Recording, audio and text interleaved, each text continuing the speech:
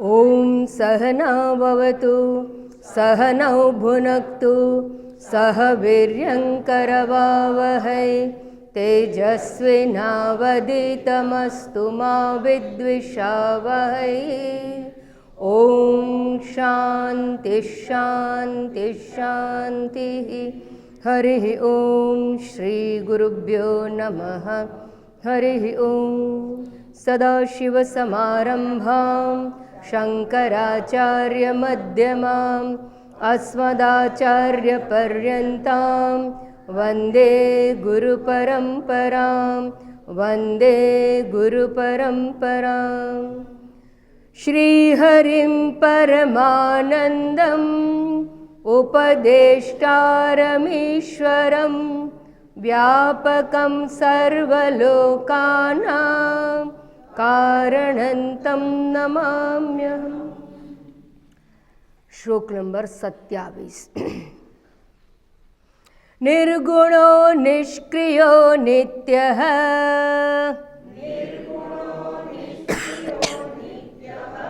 નિત્યમુક્તોऽહમચ્યુતઃ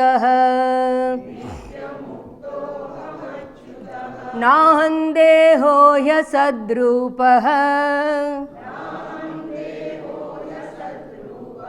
જ્ઞાનમિત્યુચ્યતે બુધૈઃ.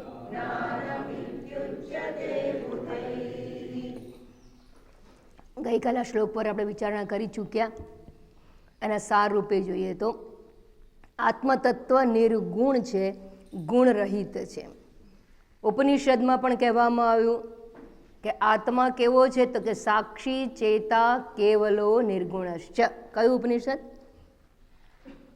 શ્વેતાશતર Upanishad. Don't worry, તમને નથી ભણ્યા મોટાભાગના. સાક્ષી ચેતા કેવલો નિર્ગુણશ્ચ. આત્મા નિર્ગુણ છે, ગુણાતીત છે. ત્યારબાદ કહું નિષ્ક્રિય, ક્રિયારહિત છે, અક્રિય છે, ક્રિયા કરી શકે તેમ નથી. શા માટે? ક્રિયા કરવા માટે અવયવ જોઈએ. આત્મા નિરવયવ છે. અપાણીપાદોહમ ચિંત્ય શક્તિ. કૈવલ્ય ઉપનિષદમાં પણ આ વાત આવી ગઈ. અપાણીપાદ, જેને હાથ નથી, પગ નથી, અવયવ નથી, અવયવ રહિત હોવાને કારણે ક્રિયા સંભવતી નથી. આગળ નિત્ય, આત્મા નિત્ય છે. સત્યમ જ્ઞાનમ અનંતમ બ્રહ્મ. અનંત છે અર્થાત કાળથી તેનો અંત નથી, માટે એ નિત્ય છે. નિત્ય મુક્ત, હા વેરી ઇમ્પોર્ટન્ટ. નિત્ય મુક્ત અર્થાત આત્મા મુક્ત જ છે. અને આત્માનો અર્થ શું થયો? આત્મા કોણ? હું. તો હું નિત્ય મુક્ત છું. હું બંધનમાં છું જ નહીં. તો પછી મોક્ષાર્થે પ્રયત્ન શા માટે? અવેરનેસ માટે. પણ એટલા માટે ઉપનિષદે કહ્યું, ભાગવતની અંદર આ વાત કરી, 11મા સ્કંદની અંદર કહ્યું છે બદ્ધ મુક્ત ઇતિ વ્યાખ્યા ગુણતઃ મે ન વસ્તુતઃ. બંધન અને મુક્તિની વાત ગુણને સંદર્ભે કરવામાં આવી છે, મારા સંદર્ભે નહીં. વસ્તુતઃ મે ના. ગુણસ્ય માયામૂલત્વાત. અને જે ગુણના સંદર્ભમાં બંધન અને મુક્તિની વાત કરવામાં આવી છે એ માયામય છે, અંડર ધ સ્પેલ ઓફ માયા. એટલે માયાથી બદ્ધ છે. ન મે મોક્ષ ન બંધનમ. મારે મુક્તિ નથી અને મારે બંધન નથી. ક્યાં મેં કહું આ શ્લોક? ભાગવત. સાંભળ્યું કોઈ દિવસ? ભાગવત તો બહુ સાંભળી હશે. શ્લોક સાંભળ્યો? ના. ભાગવતની અંદર એટલા રહસ્યો છે, કથાઓમાં ક્યાંય આવતું જ નથી. 11મો સ્કંદ એટલે મુક્તિ સ્કંદ. અને મુક્તિ સ્કંદની ગજબ વાત છે, આરંભ જ ગજબ છે. મુક્તિ સ્કંદના આરંભમાં હું સંક્ષેપમાં કહી દઉં, જેથી કરીને તમને જિજ્ઞાસા જાગે તો જોજો આ ગ્રંથની અંદર શું લખેલું છે. આરંભની અંદર બતાવે છે 11મા સ્કંદના પહેલા અધ્યાયમાં કે દેવર્ષિ નારદ ફરતા ફરતા ફરતા દ્વારિકાપુરીમાં આવ્યા. દ્વારિકામાં વસુદેવજી હતા. ભગવાન શ્રી કૃષ્ણ ત્યાં હાજર નહોતા. વસુદેવજીએ દેવર્ષિને જોઈ અને એમનું સ્વાગત કર્યું, યથોચિત સ્વાગત કર્યું, પૂજા કરી અને પોતાનું અહોભાવ, અહોભાગ્ય એને અભિવ્યક્ત કરીને કહ્યું કે જ્યારે અમારા ભાગ્ય ખુલી ગયા હોય ત્યારે આપ જેવા મહાપુરુષ અમારે ત્યાં પધારે, એમ કરીને એમનું સ્વાગત કરી એમને પેલું ષોડશોપચાર પૂજા છે ને એ માત્ર મંદિરમાં નથી, એ ખરેખર તો કોઈ અતિથિ આંગણે આવે તો એ પ્રમાણે આપણે એની સાથે, અને અતિથિ દેવો ભવ, એને દેવતુલ્ય ગણવામાં આવે. એટલે એનું પાદ પ્રક્ષાલમ, હસ્ત પ્રક્ષાલમ, આચમનિયમ એટલે પીવાનું પાણી વગેરે વગેરે આવેલા મહેમાન માટે કરવાનું. એ બધું કર્યા પછી એમણે એક પ્રશ્ન પૂછ્યો. વસુદેવજી નારદજીને કહે છે કે ગયા જન્મમાં મને ખબર નહોતી, હું અજ્ઞાની હતો, અને માટે મેં ભગવાન મારે ત્યાં પુત્ર રૂપે જન્મ લે એના માટે તપશ્ચર્યા કરી, પ્રાર્થના કરી, અને આ જન્મે મને ભગવાન પુત્ર રૂપે પ્રાપ્ત થઈ ગયા, વસુદેવ નંદન શ્રી કૃષ્ણજી પ્રાપ્ત થઈ ગયા, પણ હવે મારે એ જાણવું છે કે મોક્ષ કેવી રીતે પ્રાપ્ત થાય, મને મુક્તિની પ્રાપ્તિનો ઉપાય બતાવો. એનો અર્થ એ થયો કે સ્વયં ભગવાન જો પુત્ર રૂપે આવે તો પણ મોક્ષ સંભવતો નથી. મોક્ષ કોઈ વરદાનમાં આપવાની વસ્તુ નથી. અને ત્યાંથી એ મુક્તિ સ્કંદનો આરંભ થયો, અને ત્યારબાદ નવયોગેશ્વરની વાત આવે છે.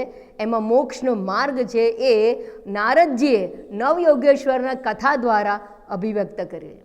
મોટા ભાગે કથાઓની અંદર આ બધા પોર્શન છૂટી જતા હોય, કોઈ એનો ઉલ્લેખ જ કરતું નથી. ક્યાં પૂરું થઈ જાય? રાસલીલામાં પૂરું થઈ જાય. રાસલીલા એટલે શું? ભ્રમણ કરવાનું. ભ્રમણ કરવાનું એટલે શું? પુનરપી જનનમ પુનરપી મરણમ, ગરબા જ ગાવાના ને. We all are expert in that garba. પણ જીવાત્મા જન્મ મૃત્યુના ગરબા ખાય એના કરતાં મુક્તિ પ્રાપ્ત કરે એના માટે મનુષ્ય જન્મ ભગવાને પ્રદાન કરેલો છે. તો આ શ્લોકના સંદર્ભમાં મેં વાત કરી કે બંધન અને મુક્તિ વસ્તુતઃ નથી, અર્થાત આત્માને બંધન કે મુક્તિ નથી. તો આત્મા કેવો છે કે નિત્ય મુક્ત છે. અને આ જે વાત ભાગવતમાં કહી છે એ જ વાત માંડુક્ય ઉપનિષદમાં વૈતથ્ય પ્રકરણમાં કહેવામાં આવી છે.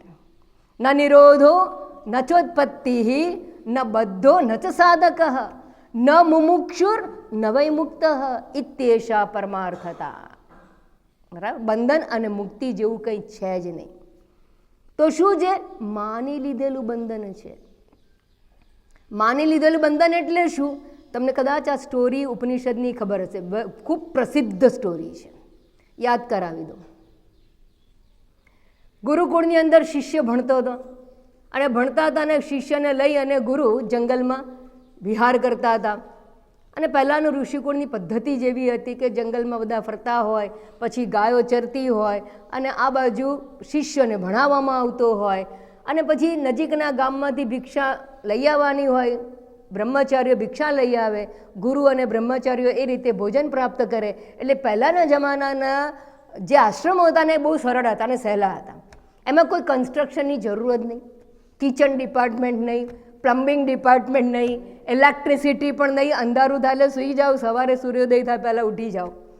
તો બધી વસ્તુમાંથી ઝંઝટમાંથી મુક્ત હતા. પણ હવે જંગલો જ નથી રહ્યા કે જ્યાં આવી રીતે માણસ જીવી શકે. તો આ શિષ્યોને લઈને ગુરુ જંગલમાં ગયા. જંગલમાં ગાયો ચરાવીને ગાયો પાછી, એટલે એક શિષ્યને કહ્યું કે જા હવે ગાયોને પાછી લઈ આવ. એટલે એક બૂમ પાડે એટલે બધી ગાયો પાછી આવી જાય. અને અત્યારે પણ તમે જુઓ તો ક્યાંય અમારા હિમાલયની અંદર તમે ઘણીવાર જોયું, સમય થાય એટલે પેલો ગોવાળ એક બૂમ પડે અને એની સાથે બધી ગાયો ક્યાં ક્યાં પહાડ ઉપર હોય એ બધી ઉતરી ઉતરી ઉતરીને આશ્રમ પર પાછી આવી જાય. તો એ ગાયો પાછી આવી. હવે ગુરુ કહે છે એને બાંધી દો. તો શિષ્ય કહે છે પણ દોરડું તો છે નહીં આપણી પાસે, આપણે તો આશ્રમથી દૂર આવી ગયા છે, દોરી તો છે નહીં. તો ગુરુ કહે છે કે દોરી નથી તો એને ક્યાં ખબર છે ગાયને કે દોરી નથી? તું એમ કર, બાંધવાનો ઢોંગ કર. એટલે ગાયને આમ એના ગળા પાસે હાથ ફેરવીને જાણે કે દોરી બાંધી રહ્યો છે એ પ્રમાણેનું એણે વર્તન કરવાનું, અને ખીલે બાંધી દીધી. અને કે ખીલો છે અને ખીલા સાથે એ દોરી બંધાઈ ગઈ છે એવું એણે ખાલી ખાલી કર્યું, નાટક કર્યું. બધી ગાયોને આ રીતે બાંધી દીધી. હવે સવાર પડી એટલે ચરવા મૂકી દેવી પડે. તો ચરવા માટે મોકલવા નથી. ગુરુએ કહ્યું કે જા હવે ગાયોને છૂટી મૂકી દે ચરવા માટે. તો બૂમ પાડી ગાયોને ચરવા માટે જવા માટે. એકે ગાય હલે જ નહીં, એકે ગાય ના હલી. તો શિષ્ય મૂંઝાયો કે ગાયોને થયું છે શું રાત્રે કે હલતી જ નથી, અહીંથી ખસતી જ નથી, આટલી બૂમ પાડું છું, પૂંછડા મળે છે તોય પણ નથી હલતી. એટલે ગુરુ કે તે કાલે બાંધી હતી કે નહીં? પણ ગુરુ એ તો નાટક હતું. હા તો હવે છે ને એને ત્યારે લઈ જવી હોય જંગલમાં તો હવે ખોલવાનું નાટક કર તો એ નીકળે, કારણ કે એને તો ખબર છે કે હું બંધનમાં છું. એટલે શિષ્યએ જઈને દોરડા ખોલવાનું નાટક કર્યું, બધી ગાયો દોડી ગઈ. આપણું બંધન એક્ઝેક્ટલી આવું છે. આપણું બંધન એક્ઝેક્ટલી આવું છે. માની લીધેલું બંધન છે અને માટે મુક્તિ પણ માની લીધેલી. એટલે મન એવ મનુષ્યાણામ કારણમ બંધ મોક્ષયો. બંધન પણ મનથી ઉત્પન્ન થયું છે અને મુક્તિ પણ મનથી જ થશે, કારણ કે મનથી જ આપણે બંધનમાં છીએ એવું માની લેવામાં આવેલું છે. શા માટે એવું માની લીધું છે? કારણ કે મુક્ત તત્વ હું છું એનું જ્ઞાન નથી. પેલી ગાયને ખબર નથી કે હું મુક્ત છું, હું તો બંધનમાં હતી જ નહીં, આખી રાત હું તો મુક્ત જ હતી, પણ એને ખબર નહોતી. એને એમ હતું કે બંધનમાં છું. એમ આપણે પણ પોતાને બંધનમાં માની રહ્યા અને માટે નિત્ય મુક્ત સ્વભાવનો પરિચય નથી. માટે ગુરુ શિષ્ય નાટક દ્વારા આ ઉપદેશ એક નાટક, ઉપદેશાર્થમ અયમ વાદ. આ બધી વાતો છે એ ઉપદેશ છે, એ પણ એક પ્રકારનું નાટક છે. કયું નાટક છે? બંધનને છોડવા માટેનું. એટલે અહીંયા કહે છે શંકરાચાર્યજી નિત્ય મુક્ત, હું નિત્ય મુક્ત છું. અને ગઈકાલે મેં કહ્યું હતું એમ બંધન અને મુક્તિનો ખ્યાલ કેમ ટકેલો છે? કારણ કે આપણે અનાત્મામાં આત્મબુદ્ધિ કરી બેઠા છીએ. અનાત્મા બંધનમાં છે. બંધનમાં હોવું એટલે શું? અચ્છા ચલો એ તો શબ્દ મને કહો. બંધન એટલે શું? જેના માટે આપણે આટલો પ્રયત્ન કરી રહ્યા છીએ એ બંધનનો મિનિંગ શું ખબર તમને? વર્ષોથી સાંભળ્યો છો એટલે ખબર તો આવવી જ જોઈએ.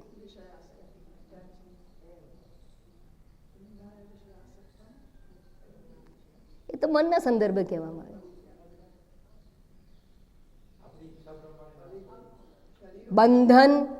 બંધન હવે સમજી લો, કોઈને છોકરો તોફાની હોય તેને પૂરી દેવામાં, શેમાં પૂરી દેવા? કે બાથરૂમમાં પૂરી દો. હવે છોકરો શું થયો? બાથરૂમમાં બંધાઈ ગયો. બંધાઈ ગયો એટલે શું?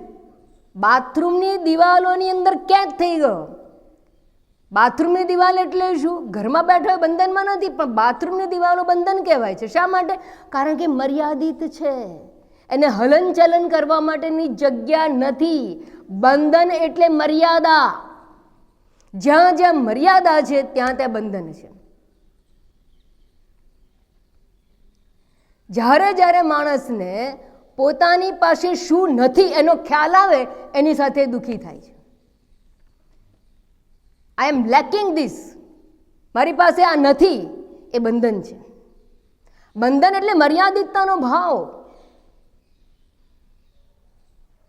I am limited by my power, I am limited by my knowledge, I am limited by my ability, I am limited by my skill, I am limited by my perception, all senses. Limited કેમ? Limited જે ભાવ છે એ બંધનમાં ઉત્પન્ન કરે છે. મારું ઘરમાં નથી ચાલતું, બહાર તો ક્યાં ચાલવાનું છે? લિમિટેશન. ઉંમર થઈ ગઈ, બાથરૂમમાં ડુંગરા જેટલું દૂર લાગે છે, ઉંબરો પણ ડુંગરો લાગે છે, તો બીજે ક્યાં જવાના હતા? મર્યાદા. જ્યાં જ્યાં મર્યાદા આવે ત્યાં ત્યાં હેલ્પલેસનેસ આવે છે. અને જ્યાં જ્યાં હેલ્પલેસનેસ છે એને બંધન કે. બંધન કોઈ વસ્તુ નથી કે બાંધવા. દ્રષ્ટાંતમાં તો કહ્યું મેં દોરીથી બાંધવાની વાત. અહીંયા એ બંધન નથી. બંધન એટલે મર્યાદા. અને 3 પ્રકારની મર્યાદાઓ છે: દેશતઃ મર્યાદિત, કાળતઃ મર્યાદિત અને વસ્તુતઃ મર્યાદા. એ 3 પ્રકારની મર્યાદાને બંધન કહેવામાં આવે છે. અને અનાત્મા પદાર્થો જેટલા છે એ બધા 3 પ્રકારના બંધનથી યુક્ત છે. ટેબલ અહીંયા છે ત્યાં નથી. જગ્યા દેશતઃ મર્યાદિત. અત્યારે છે, 10 વર્ષ પછી નહીં હોય, કાલતઃ મર્યાદિત. ટેબલ ચોરસ લંબચોરસ છે, ગોળ નથી, ગુણતઃ મર્યાદિત. આટલું જ ઊંચું છે, નીચું નથી, આનાથી વધારે ઊંચું નથી, ગુણતઃ મર્યાદિત.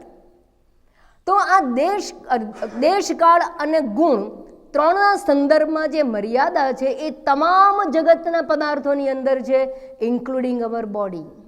શરીર અહીંયા છે, ત્યાં નથી. એક સમય ઉત્પન્ન થવું, પહેલાં નહોતું. મૃત્યુ પછી નહીં રહે, કાળતઃ મર્યાદિત. ગુણતઃ ઘણી મર્યાદાઓ છે. મારી પાસે શું છે મને જ ખબર છે, બીજા કોઈને ખબર ના પડે.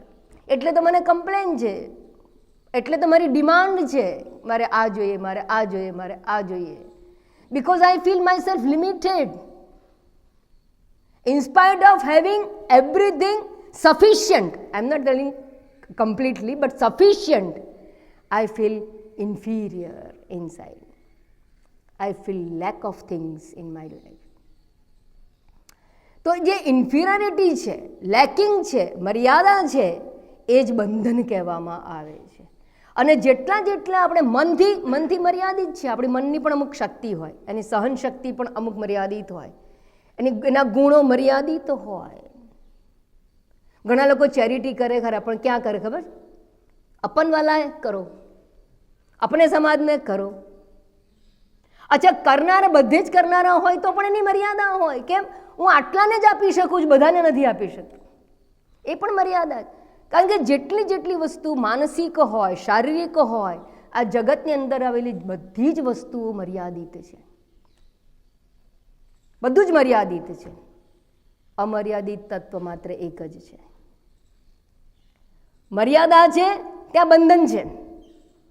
બધી જ વસ્તુ મર્યાદા છે, તો જ્યાં જ્યાં મર્યાદા છે એ વસ્તુને પકડી રાખવું અથવા એમાં આત્મબુદ્ધિ કરવી, એટલે મર્યાદાને કે બંધનને પ્રાપ્ત કરવું. દેહ મર્યાદિત છે, એને પકડી રાખવું, હું રૂપે જ પકડી રાખવું દેહાત્મ ભાવથી, એને કહેવાય બંધન. કેમ? હું દેહ છું તો મારે મૃત્યુ છે, હું દેહ છું તો મારે વ્યાધિ છે, હું દેહ છું તો મારે ઘણા લિમિટેશન્સ છે. I can't run fast, I can't play cricket. અનેક પ્રકારની મર્યાદાઓ છે. તો મર્યાદિત વસ્તુમાં અહમબુદ્ધિ કરીએ તો કદાપી બંધનથી મુક્તિ પ્રાપ્ત થાય નહીં. કારણ કે શરીર મર્યાદિત છે, અર્થાત બંધનમાં જ છે, કાળથી બદ્ધ છે, દેશથી બદ્ધ છે, અને મારે જોઈએ છે મોક્ષ. મોક્ષ એટલે શું? દેશ, કાળ અને વસ્તુગત મર્યાદાથી મુક્તિ. આ બંધન અને મુક્તિની વ્યાખ્યા બરાબર સમજી લેજો. દેશ, કાળ અને વસ્તુગત મર્યાદાથી મુક્તિ. મને બધું જ જોઈએ છે, મારે કમ્પ્લીટ થવું, પૂર્ણ થવું છે, મારે બધું જ જોવું છે, બધે જ જવું છે અને કાયમ જીવવું છે. કોઈ વર્લ્ડ ટૂર કરીને આવે ને તો હજી એને જોવાનું બાકી રહ્યું હોય. શું બાકી રહ્યું હોય? હા, ચંદ્ર પર જવાનું બાકી. અને ચંદ્ર પર જઈને આવે ને તો માર્સ બાકી હોય, નેપચ્યુન બાકી હોય. મારે બધે જ જોઉં છું. કેમ? Because I am all pervasive reality. એ મારો સ્વભાવ છે. કોઈ પણ વસ્તુ પોતાના સ્વભાવમાં જ સુખથી રહી શકે. સ્વભાવથી વિપરીત થાય, જુદું થાય તો એ ટકી શકે નહીં. દાખલા તરીકે ખોળામાં હાથ મૂકીને તમે કલાક બેસો, પણ તમને એમ કે હાથ ઊંચો કરો અને કલાક રહો. 5 મિનિટ થતાં પછી એમ કહેશે હાથ નીચે ક્યારે મુકાવો છો? Because this is not natural to me. પણ હાથ આમ લટકતા હોય તો નેચરલ ટુ મી. દરેક વસ્તુ પોતાની નેચરલ કન્ડિશનમાં જવા પ્રયત્ન કરે છે, અને મારે બધે જ જવું છે, અર્થાત હું બધે છું, એ મારો સ્વભાવ છે. મારે જીવવું છે, અમર થવું છે. શા માટે જીજીવિષા આટલી બધી છે? Because I am immortal. હું અમર છું, એ મારો સ્વભાવ છે, માટે મારી જીજીવિષા છે. હું વ્યાપક છું, માટે મારે બધે જવું છે. અને હું પૂર્ણ છું, માટે મને અપૂર્ણતા સ્વીકાર્ય નથી. I can not accept limitations. મને મારા ઘરમાંય મારું ચાલવું જોઈએ, બહારે ચાલવું જોઈએ, સમાજમાં ચાલવું જોઈએ, સરપંચ થવું છે, સરપંચ થાય તો ધારાસભ્ય થવું, ધારાસભ્ય થાય તો મંત્રીમંડળમાં આવું, મંત્રીમંડળમાં આવે તો એમએલએ થવું છે, એમએલએ થાય તો પીએમ થવું છે, અને પીએમ થવું હોય તો મહાસત્તા થવું છે.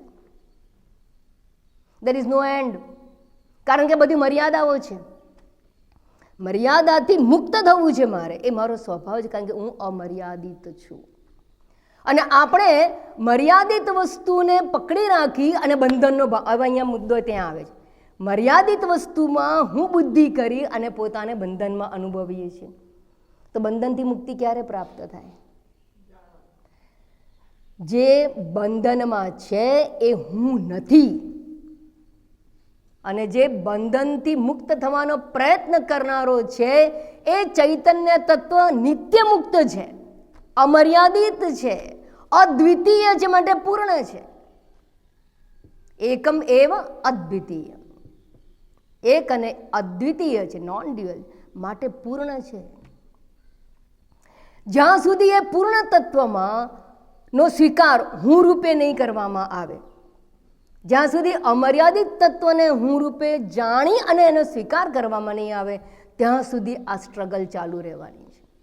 અને જેટલી સ્ટ્રગલ કરવામાં આવશે એ ક્યારેય એનો અંત નહીં આવે, કારણ કે જે સ્ટ્રગલ આપણે કરી રહ્યા છીએ એ મર્યાદિત છે, એ કર્મ પ્રયત્ન મર્યાદિત છે, મર્યાદિત દેશમાં છે, મર્યાદિત કાળમાં છે, અને મર્યાદિત સાધનો દ્વારા છે. એટલે અહીંયા શંકરાચાર્યજી કે નિત્ય મુક્ત સ્વભાવ, કરવાનું કંઈ નથી, સ્વીકારવાનું છે. પણ સ્વીકાર ક્યારે થશે? જાણશો તો. જાણ્યા વગર સ્વીકાર અસંભવ છે. એટલે અહીંયા જણાવે છે પહેલાં તો કે હું નિત્ય મુક્ત છું, અને ગઈકાલના સંદર્ભમાં મેં કહ્યું તેમ જે નિત્ય મુક્ત તત્વ છે એ હું છું. ત્યારબાદ કહ્યું અવિકારી, અચ્યુત. અચ્યુત એટલે શું? ઘણા અર્થ આપણે ગઈકાલે જોઈ ચૂક્યા, અને એક વધારાનો અર્થ અવિકારી. ચ્યુતિ એટલે વિકાર, પદચ્યુતિ, ચ્યુતિ એટલે વિકાર, ફેરફાર, પરિવર્તન. ઘણા પર્યાય શબ્દો છે. પરિવર્તન, ફેરફાર. દૂધ મૂકી રાખો તો પરિવર્તન આવશે, ફાટી જશે, દૂધ ફાટી જાય. ચિત્ર પડી રહ્યું હોય, થોડા વખત પછી જોશો તો શું થશે? ફેડ થઈ જશે, રંગ ઉડી જશે, દૂધ ફાટી જાય, ચિત્ર ફેડ થઈ જાય, મકાન જીર્ણ થઈ જાય, પરિવર્તન આવે છે. આત્મા, એમાં કોઈ પરિવર્તન શક્ય નથી. માટે આત્મા કેવો છે? તો કે છે અવિકારી, કદાપી પોતાના સ્થાનથી ચ્યુત ના થાય. આત્માનો સ્વભાવ શું છે? જો દૂધ છે ને એ દૂધમાંથી દહીં બની જાય, જે એનું સ્ટ્રક્ચર હોય એમાં પરિવર્તન આવે, બરાબર? કોઈ પણ પદાર્થમાં પરિવર્તન આવે. પણ આત્મા જે છે એ કેવો છે? પહેલાં એ કહો, એ છે કેવો? એનું સ્ટ્રક્ચર શું છે? હા,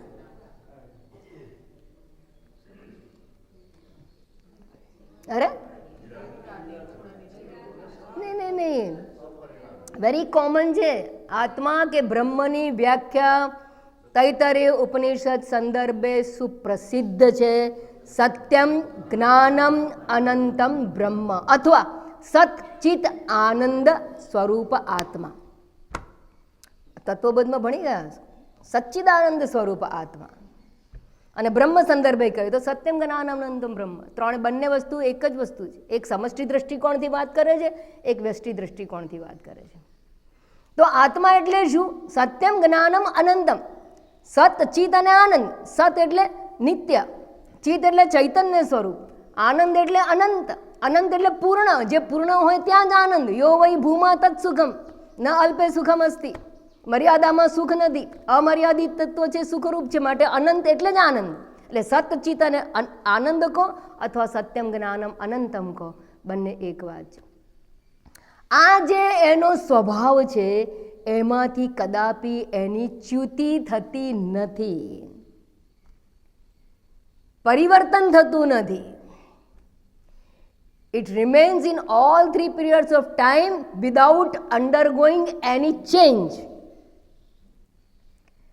આ ટેબલ ગઈકાલે હતું, આજે છે, કાલે રહેશે, 5 વર્ષ પહેલાં પણ હતું, 5 વર્ષ પછી પણ રહેશે, પણ એઝ ઇટ ઇઝ નહીં. ભલે દેખાય છે એનું એ, પણ ઘસારો આવવાનો એનો સતત પરિવર્તન છે. આત્મા પહેલાં છે, અત્યારે છે અને પછી રહેશે, પણ કેવું? કોઈ પણ પ્રકારના પરિવર્તન પામ્યા વગર, વિકાર પામ્યા વગર, પદચ્યુતિ વગર, માટે એને અચ્યુત કહેવામાં આવે છે. ઘણા બધા અર્થ કાલે કયા થોડા એડ કર્યા મેં આજે. અચ્યુત. અને શા માટે આ કરું છું ખબર છે? કારણ કે આ બધા શ્લોકો પહેલાં જ્યારે તમે શ્રવણ કરો છો ત્યારે તમે સમજવાનો પ્રયત્ન કરો કે હું કોણ છું, આ મારી વાત છે. એ સમજ્યા પછી આપણે એને આત્મસાત કરવા માટે નિધિધ્યાસન કરવું પડે. અને એના માટે પણ આ જ શ્લોક મદદરૂપ થશે. જેટલું તમે આને વિચારશો, જેટલા વાગોળશો, એટલું તમે એને પચાવી શકશો. જેમ અન્ન છે એને જેટલું ચાવવામાં આવે ખોરાકને, એમ સુપાચ્ય બને છે. એમ જેટલા જેટલા વિચારોની અંદર આ વાક્યો કે શબ્દો તમારા રહેશે, એટલું આ સત્ય છે એ સુપાચ્ય બને છે, આત્મસાત થાય છે. સુપાચ્ય બનવું એટલે જ આત્મસાત થવું. તો અહીંયા કહી દીધું અચ્યુત નિર્ગુણ નિષ્ક્રિય નિત્ય નિત્યમુક્ત અહમ અચ્યુત ન અહમ દેહ. હું દેહ નથી, અસદરૂપ અનિત્ય એવો દેહ હું નથી. કદાચ એવું કહીએ છો છતાં પણ ડર તો લાગે. બ્લડ ટેસ્ટ કરવાનું ડૉક્ટર કહે ને, આમ કંઈક ગાંઠ જેવું દેખાય સોનોગ્રાફીમાં અને કે બાયોપ્સી કરાવો. બાયોપ્સી કરતાં પહેલાં જ કેન્સર આવી જાય અરે મનથી, હજી રિપોર્ટ આવ્યા પહેલાં જ, ભલે ગમે એટલું ભણ્યા હોઈએ તો. એનું શું કારણ? એનું કારણ એક જ છે કે જેમ વાગડા આવે ને તો આપણને એમ થાય સૂર્ય ઢંકાઈ ગયો. સૂર્ય ઢંકાતો નથી, પણ એવું લાગે કે સૂર્ય ઢંકાઈ ગયો. એમ શરીર રૂપી વાદળું કંઈ પણ એની અંદર ગરબડ થઈ તો આપણને થયું કે આપણે મરી ગયા. પણ આપણે તો અમર છીએ, મરતા નથી. ઘનચ્છન્ન દ્રષ્ટિર ઘનચ્છન્ન મરકમ યથા મન્ય તે નિષ્પ્રભમ ચાતિ મૂઢ. અતિ મૂઢ મનુષ્ય એવું સમજે છે કે વાદળુથી સૂર્ય ઢંકાઈ ગયો. સૂર્ય કદાપી ઢંકાતો નથી, એવર શાઇન્સ. એમ આત્મા નિત્ય મુક્ત છે, એ કદાપી બંધનમાં પડતો નથી, એ કદાપી મૃત્યુને પ્રાપ્ત થતો નથી. શ્લોક નંબર આગળ જઈએ, 28મા શ્લોક પર. નિર્મલો નિશ્ચલો નંત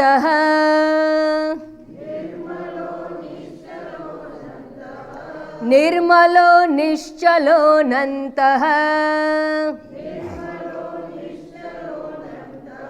શુદ્ધોહમજરોમરઃ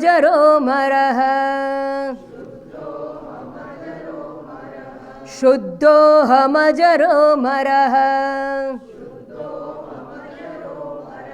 નાહં દેહો હ્યસદ્રૂપઃ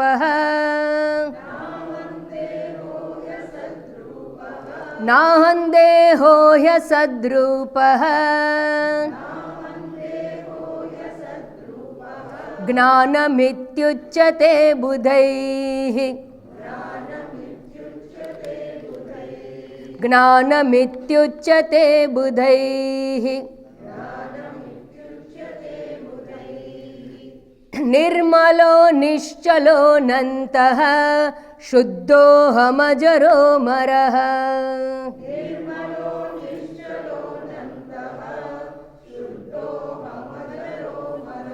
નાહં દેહો હ્યસદ્રૂપઃ જ્ઞાનમિત્યુચ્યતે બુધૈઃ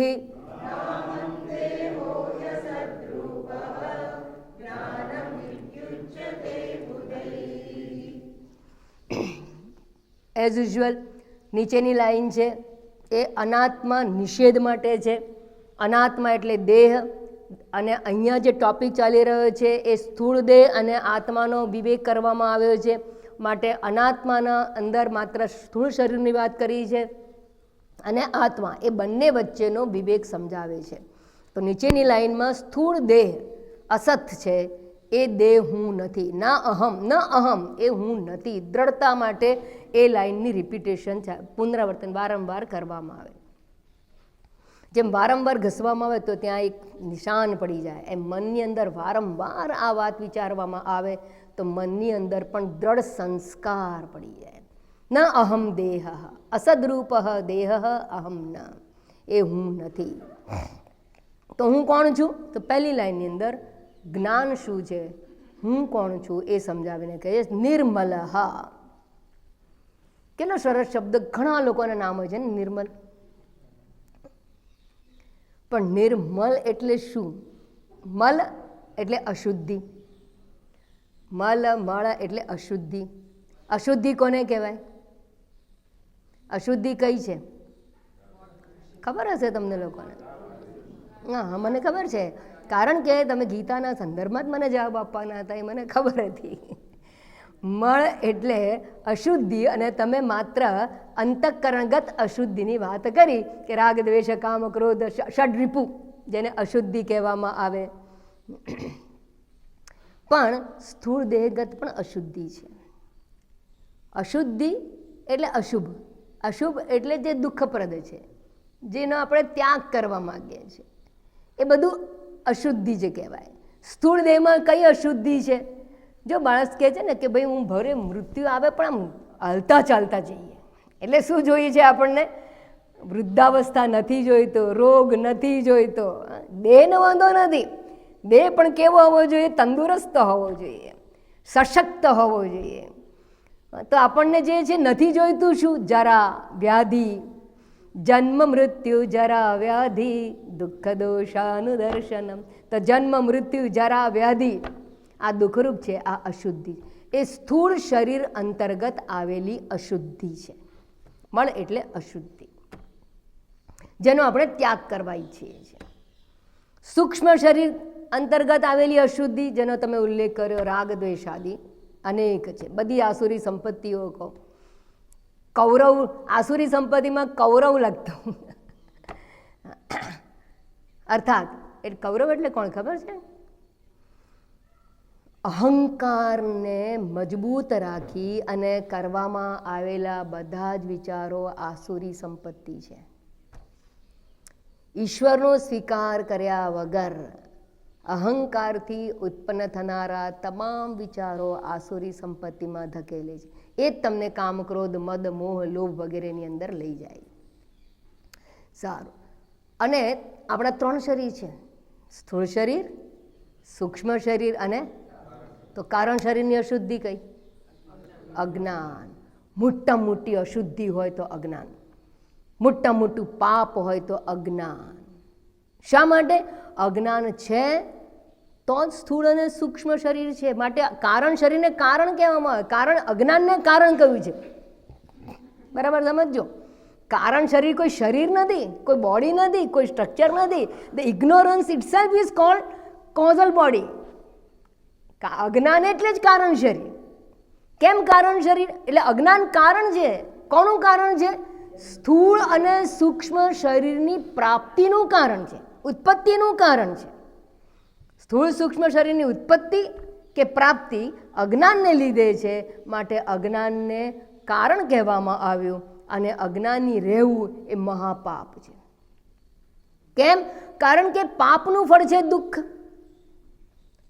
પાપનું ફળ છે દુઃખ, અને અજ્ઞાન છે ત્યાં સુધી દુઃખ છે. અજ્ઞાન છે ત્યાં સુધી દુઃખ છે. હે દુઃખ સારા દ્વૈત મેં કોઈ નહીં ઉસકી દવા, યહ દ્રશ્ય સારા હૈ મૃષા ફિર દ્વૈત કે. એ પછીની વાત, પણ પહેલા તો દ્વૈતમાં દુઃખ છે. અને દ્વૈત શેમાંથી ઉત્પન્ન થાય છે? અજ્ઞાનથી.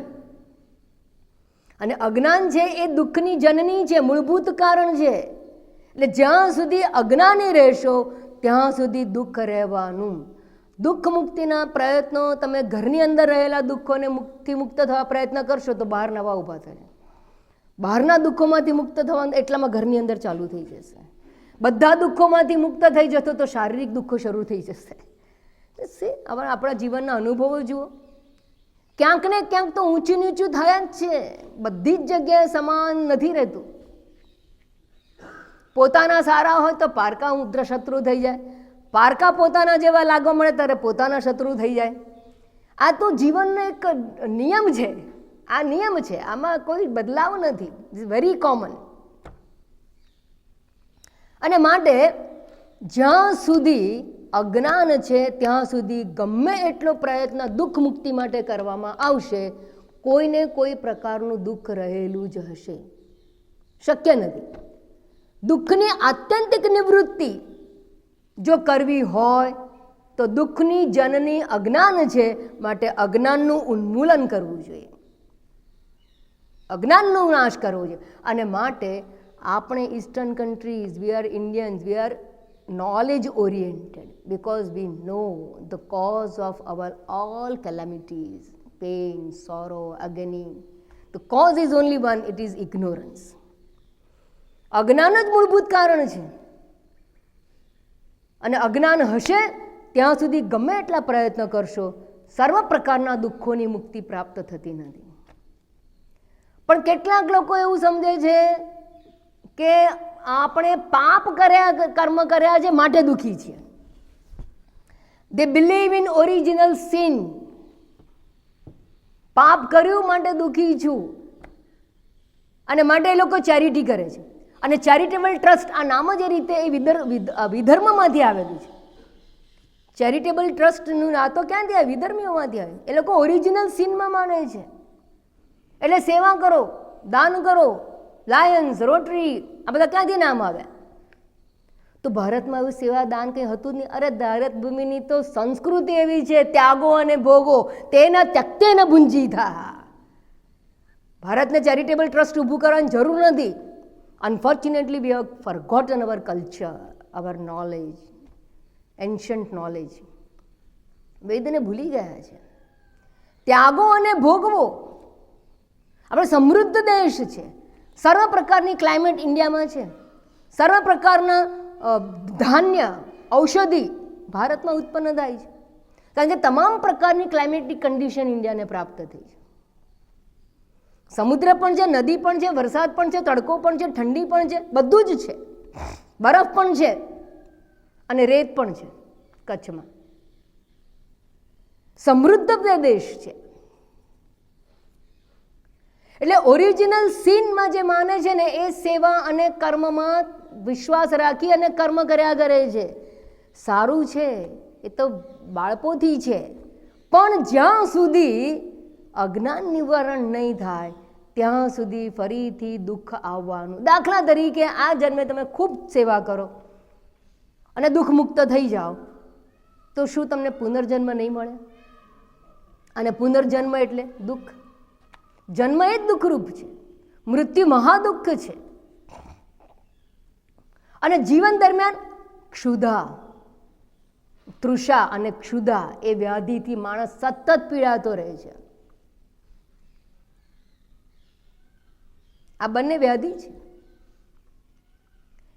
એ સામાન્ય છે. મનુષ્ય શરીર પ્રાપ્ત થતાની સાથે ક્ષુધા અને તૃષા આવી જ ગયા છે. પણ ક્યારે આવ્યા? શરીર છે તો. શરીર કેમ આવ્યું? વાસના છે તો. વાસના શા માટે છે? ઈચ્છાઓ છે. ઈચ્છાઓ શા માટે છે? અપૂર્ણતા છે માટે. અપૂર્ણતા શા માટે છે? ખબર નથી કે હું પૂર્ણ છું માટે. હું પૂર્ણ છું એવું જ્ઞાન જ્યાં સુધી નહીં થાય ત્યાં સુધી ઈચ્છાઓ, વાસનાઓ એ આવવાની, અને એ વાસનાઓ તમને પુનરપી જનનમ પુનરપી મરણમ વાસના પ્રમાણે પુનર્જન્મમાં ધકેલાવાનું. એટલે દુઃખમાંથી મુક્તિ સંભવ નથી. એટલે અજ્ઞાનને પણ અશુદ્ધિ કહેવામાં આવેલી છે, મળ કહેવામાં આવેલું છે. તો સર્વ ત્રણેય જે શરીરના ધર્મો છે એને જ મળ કહેવામાં આવે. માટે ભગવાને કહ્યું સર્વ ધર્માન પરિત્યજ્ય, એટલે દેહાત્મ ભાવથી તમામ પ્રકારના દેહમાં રહેલી આત્મબુદ્ધિનાથી તું મુક્ત થઈ જા. અને આત્મા એ ત્રણેયથી ભિન્ન છે. શરીર ત્રય વિલક્ષણ આત્મા, તત્વબોધ. ત્રણેય શરીરથી આત્મા વિલક્ષણ છે, જુદો છે. એટલે માટે નિર્મળ એટલે મળરહિત છે. ત્રણેય પ્રકારના શરીરોની અશુદ્ધિ રહિત છે. અર્થાત જરા, જન્મ, મૃત્યુ, વ્યાધિથી મુક્ત છે, રાગ દ્વેષાદિથી મુક્ત છે, અને અજ્ઞાનથી પર છે. ત્યારબાદ કહ્યું શુદ્ધ, છેલ્લો શબ્દ છે શુદ્ધ. અહીંયા શુદ્ધોહમ વચ્ચેનો શબ્દ શુદ્ધોહમ. નિર્મલ અતઃ શુદ્ધ. નિર્મળ છું માટે શુદ્ધ, આત્મા શુદ્ધ છે. પછી કહું નિશ્ચલ. નિશ્ચલ એટલે અચલ, અચલ એટલે અચ્યુત, જેનો આપણે વિસ્તારપૂર્વક વિચાર કરી ચૂક્યા ગઈકાલે અને આજે પણ. અને અચ્યુત શા માટે? વ્યાપક હોવાથી અચ્યુત છે, પોતાના સ્વરૂપમાં સ્થિત છે, એનાથી પદચ્યુતિ નથી માટે અચલ છે. ત્રીજું અદ્વિતીય હોવાને કારણે અચલ છે.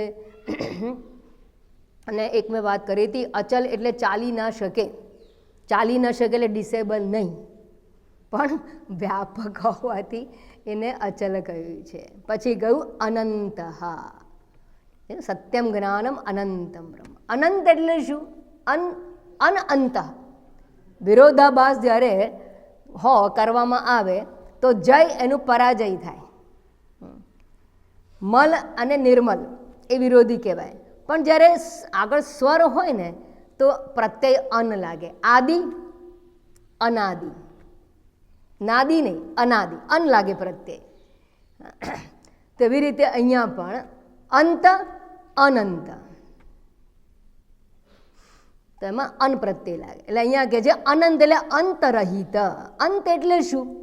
જ્યારે વસ્તુનો અંત આવે એટલે શું થાય? એનો અભાવ સર્જાય. ભાવનું વિરોધી અભાવ, પણ અંતનું વિરોધી અનંત, તો અભાવ સર્જાય. અંત એટલે અભાવ. માટલું ફૂટી ગયું તો શું થયું? હવે માટલું નથી, માટલાનો અભાવ થઈ ગયો. અભાવ 4 પ્રકારના છે. એક છે પ્રાક અભાવ. જો આત્મા અનંત છે એટલે શું? બધા દ્રષ્ટિકોણથી સમજવા માટે આ વાત કરું છું. પ્રાક અભાવ એટલે પ્રાયર નોન એક્ઝિસ્ટન્સ, એટલે ઉત્પત્તિ પૂર્વેનો અભાવ. આ ટેબલ છે, આ ડેસ્ક, એનું એ બનતા પહેલાં શું હતું? અભાવ. પહેલાં નહોતો. આ ટેબલ બનતા પહેલાં એનો અભાવ, એને પ્રાક અભાવ કહેવામાં આવે. આત્માનો પ્રાક અભાવ ક્યારે હોય? સદૈવ સૌમ્ય ઇદમગ્ર આસીત. સત પરમાત્મા તો આ જગતની ઉત્પત્તિ પૂર્વે પણ હતું. સત હતું એટલે પરમાત્મા હતા. એટલે એનો પ્રાક અભાવ નથી. પ્રધ્વંસ અભાવ, સેકન્ડનો અભાવ. પ્રધ્વંસ એટલે નાશ થયા પછીનો અભાવ. ધ્વંસ એટલે નાશ, પ્રધ્વંસ એટલે નાશ. કેવો નાશ? પૂરેપૂરો નાશ થયા પછીનો અભાવ. તો પ્રધ્વંસાભાવ, પ્રધ્વંસાભાવ આત્માનો ક્યારે થાય? એનો તો નાશ, ઉત્પત્તિ જેની નથી એનો કદાપી નાશ નથી. જાતસ્ય હિ ધ્રુવ મૃત્યુ, પણ જેની ઉત્પત્તિ નથી એનું મૃત્યુ નથી, એનો અંત નથી, માટે એનો પ્રધ્વંસાભાવ પણ નથી, એટલે અનંત છે. ત્રીજો અભાવ છે અન્યોન્ય અભાવ. એક હોય તો બીજું હોય જ નહીં, એને કહેવાય અન્યોન્ય અભાવ. અન્યોન્ય અભાવ કેવો? તો કે ખૂબ ઠંડી, અત્યારે બરફ પડે, સ્નોફોલ થાય તો ઠંડી હોય તો શું ના હોય? ગરમી ના હોય. ઓપોઝિટ વસ્તુ ના હોય. દિવસ, અત્યારે દિવસ છે તો રાત નથી, અને કહેવાય અભાવ, રાતનો અભાવ, ગરમીનો અભાવ. તો જે ઓપોઝિટ પેર હોય એ કદાપી એક સાથે ના રહી શકે, એટલે એ બીજી વસ્તુનો અભાવ કહેવાય. એને અન્યોન્ય અભાવ, એક હોય તો બીજું ના હોય. વર્લ્ડ કપ આપણે જીતી, ઇન્ડિયા જીતી ગયું એટલે શું થયું? જય, વિજય પ્રાપ્ત થયું. તો શું નથી? પરાજય નથી. વર્લ્ડ કપમાં પરાજય નથી. તો આને કહેવાય અન્યોન્ય અભાવ. તો આત્મા હોય અને બીજું ના હોય એવું શું છે? કશું જ ના હોય. કેમ? કારણ કે આ તો પેર ઓફ ઓપોઝિટ ક્યારે હોય? દ્વૈત હોય તો, દ્વંદ્વ હોય તો. આત્મા દ્વંદ્વાતીત છે, માટે એને અન્યોન્ય અભાવ પણ હોઈ શકે નહીં. ચોથો અભાવ એને કહેવાય અત્યંતાભાવ. તદ્દન ન હોય, આત્મા છે જ નહીં, તમે ખોટી ખોટી વાતો કરો છો એવું કોઈ આપણને આવીને કહે તો આત્માનો અત્યંત અભાવ છે ખરો? એનો અર્થ શું થયો? અત્યંત અભાવ કોનો હોય? દ્રષ્ટાંત જોવા જઈએ તો ઘણા તમને આવડતા હશે. સસલાના શિંગડા, બીજું ખ પુષ્પ, ત્રીજું વંધ્યાપુત્ર. એવું જલ્દી ખબર પડે. આ હોલમાં એકે વંધ્યાપુત્ર છે? હોય જ નહીં. વંધ્યા હોય ને પુત્ર ના હોય, અને પુત્ર થાય તો એ વંધ્યા ના કહેવાય, માતા. બરાબર? એટલે જેનો અત્યંત અભાવ છે. ખ પુષ્પ એટલે આકાશમાં ઉગેલું પુષ્પ. આકાશમાં પુષ્પ ઉગે જ નહીં, હવામાં ઉગે, હજી આકાશમાં ના ઉગે. કારણ કે આ બધું ઘણું બધું નીકળ્યું છે. તો ખ પુષ્પ પણ શાસ્ત્રના દૃષ્ટાંતો પરફેક્ટ છે, એ કોઈ કાળે તમે એને ડિસ્કાર્ડ નહીં કરી શકો, પરફેક્ટ છે દૃષ્ટાંતો. તો એનો અત્યંત અભાવ કહેવાય. શું આ આત્માનો અત્યંત અભાવ છે? કેમ નથી એ તો કહો, કેમ નથી? કઈ દ્રષ્ટિથી તમે કહી શકો કે આત્માનો અભાવ નથી?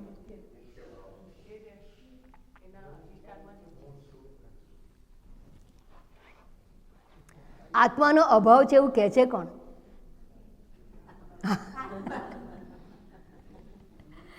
જો કોઈ કહે કે આત્માનો અભાવ છે તો એને વધતો વ્યાઘાત કહેવાય.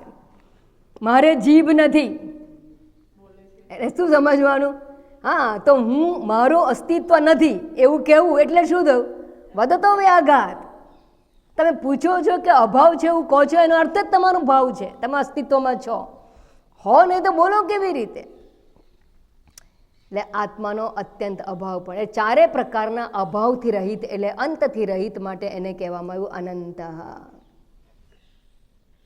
બીજું, અંત ત્રણ વસ્તુ, એક મહત્વના મુદ્દા તો હજી ચાલુ જ છે.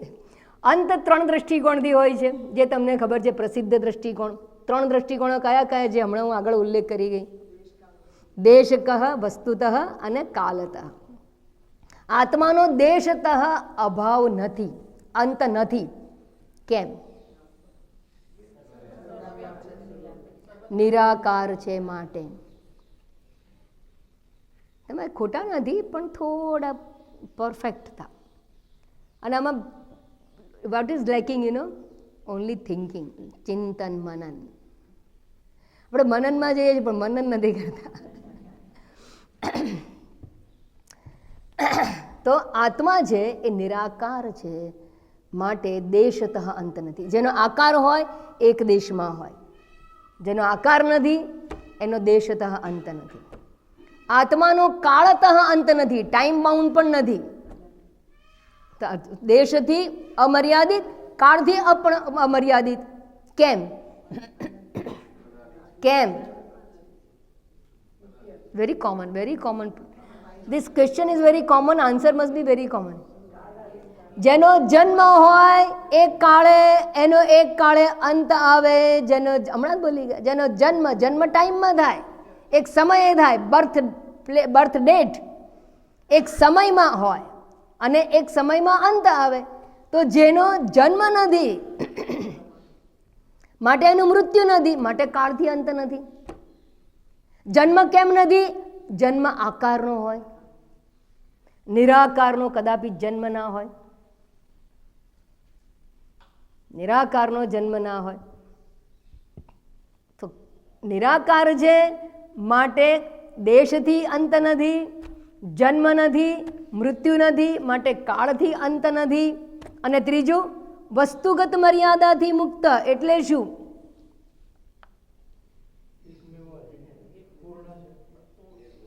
હમણાં 2 દિવસમાં તો ઘણું બધું કહી ગયા બાબત માટે. ગુણતઃ અંત. દાખલા તરીકે મરચું તીખું છે તો ગળ્યું નથી. લીંબુ ખાટું છે તો કડવું નથી. લીંબુમાં માત્ર ખટાશ ગુણ છે, મર્યાદિત છે, કડવાશ નથી, બધા જ ગુણો નથી. એટલે ગુણથી મર્યાદિત કહેવાય એને. ગુણતઃ મર્યાદિત. પ્રત્યેક વસ્તુમાં કોઈને કોઈ ગુણ રહેલો છે, કોઈ વિશેષણ રહેલું છે, એટ્રીબ્યુટ્સ રહેલા છે. જેને એટ્રીબ્યુટ્સ છે એ બધા ગુણોથી મર્યાદિત છે. અને દરેક એક જ વસ્તુમાં બધા જ પ્રકારના એટ્રીબ્યુટ્સ નથી, બધા જ પ્રકારના લક્ષણો હોતા નથી, ગુણો હોતા નથી.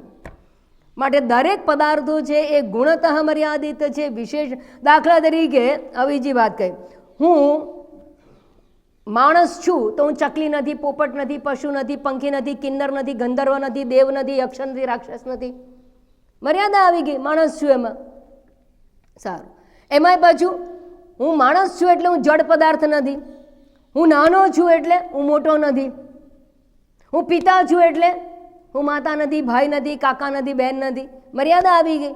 હું વકીલ છું એટલે હું ડૉક્ટર નથી, હું આર્ટિસ્ટ નથી, હું સિંગર નથી, હું રનર નથી, હું ક્રિકેટર નથી. મર્યાદા આવી ગઈ. કોઈ પણ ઉપાધિગત મર્યાદા.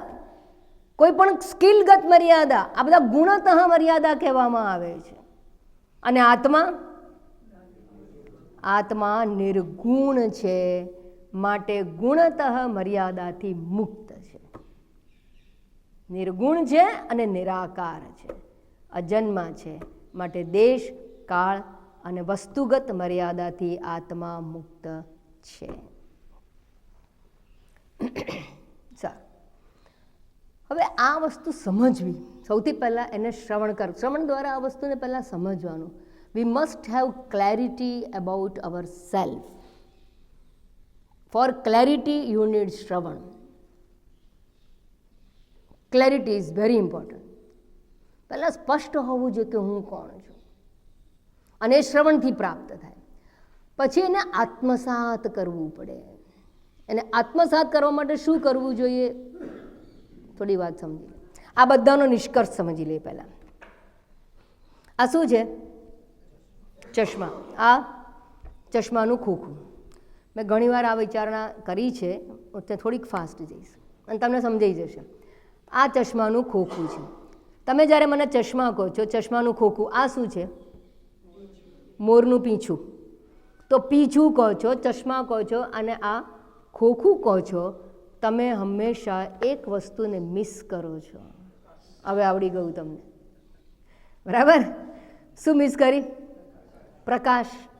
ધીસ ઇઝ, આ મોર પીંછ માત્ર નથી. In absence of light you can't say this is Morpinchh.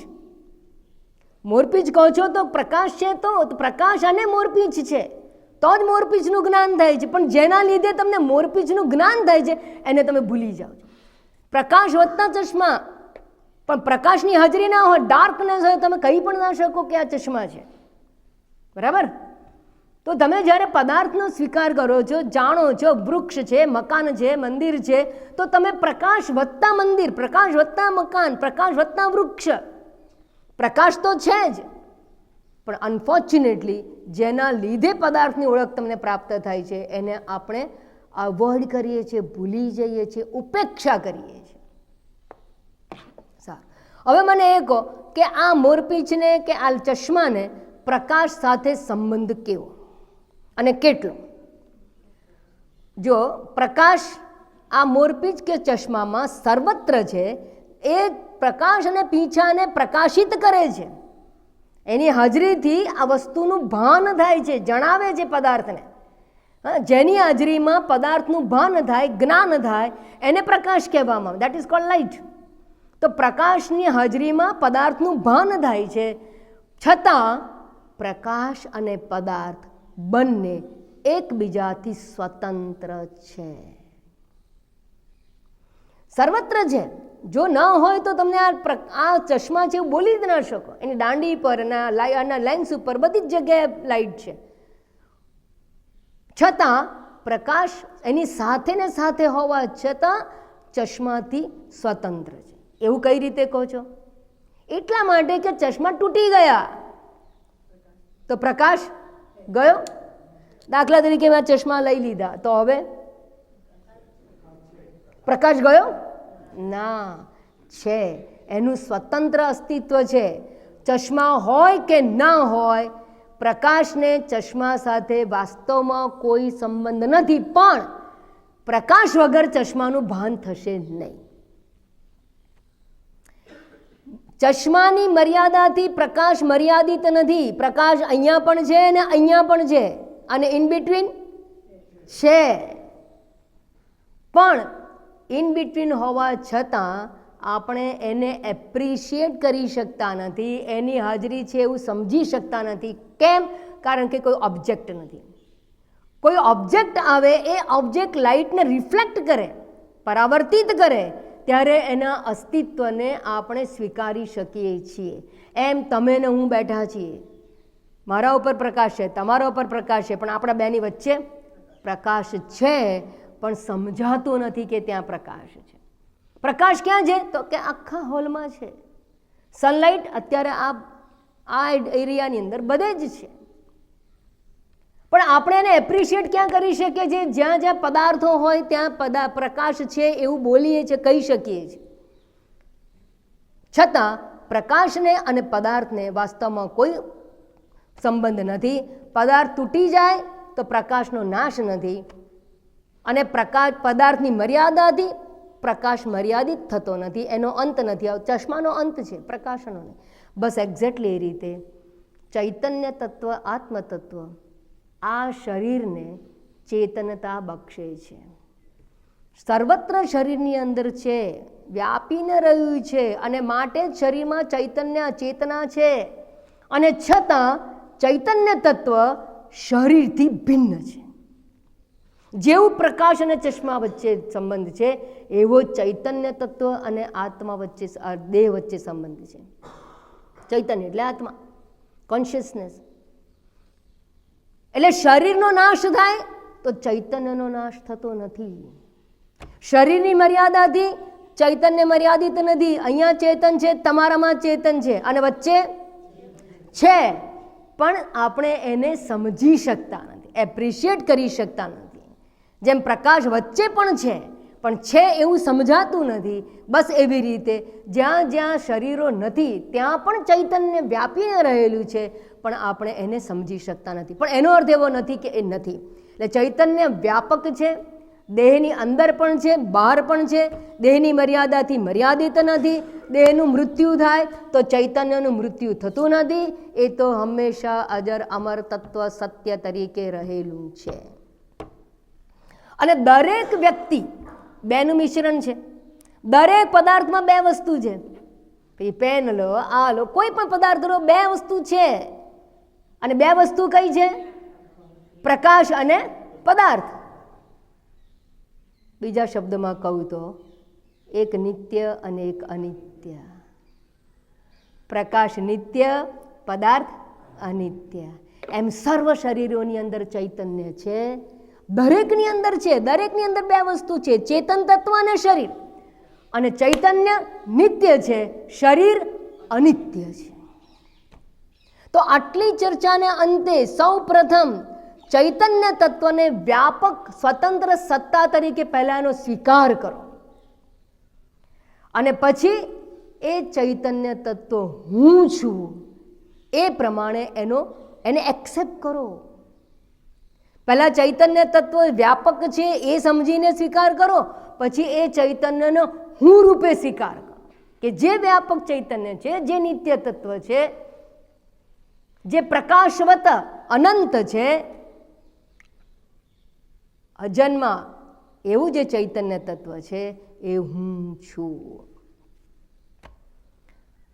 અને આ જ્યારે આત્મસાત થાય ત્યારે આપણા જીવનનો દૃષ્ટિકોણ બદલાઈ જવો જોઈએ. There must be cognitive change in our attitude. મનોવલણ બદલાઈ જવું જોઈએ. આપણે શું કરીએ છીએ? ભણીએ છીએ બહુ જ, પણ જીવીએ છીએ અભણ, સંસારી ને મૂર્ખ જેવું જીવીએ છીએ. We don't accept ourselves as an immortal reality. હું અજર અમર છું એ રીતે પોતાનો સ્વીકાર કરતા નથી, અને ડર્ટી ફિલ્ધી બોડીને જ હું માનીને જીવીએ છીએ. અને એ જ મોટામાં મોટો અવરોધ છે મોક્ષ માર્ગે. એ જ મોટામાં મોટો અવરોધ છે. શત્રુ કોણ છે? આત્મા એવા આત્માનો બંધુ હું, આત્મા પરિપૂર્ણાત્મના. આત્મા જ બંધનરૂપ છે, આત્મા જ તમારો શત્રુ છે. આપણું મન, આત્મા અહીંયા શબ્દનો અર્થ છે મન, 6ઠ્ઠા અધ્યાય પ્રમાણે. મન જ શત્રુ છે, જે તમને તમારા વાસ્તવિક સ્વરૂપનો સ્વીકાર કરવા દેતા નથી. અને સ્વીકાર કરો, પહેલાં સમજો, પછી સ્વીકારો, પછી વલણમાં આવવું જોઈએ, વલણ બદલાવવું જોઈએ. અને વલણ બદલાય તો અભયતાની પ્રાપ્તિ થવી જોઈએ. તો ભયભીત જીવન ના હોય, સંસારી જીવન ના હોય.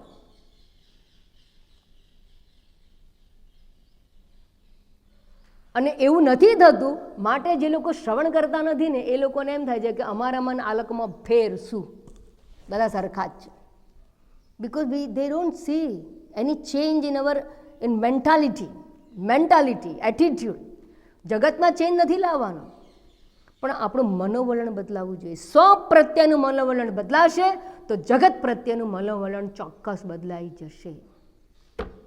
પહેલાં પોતાના પ્રત્યેનું મનોવલણ બદલો, એટીટ્યુડ બદલો, તો જગત પ્રત્યેનું બદલાઈ જશે.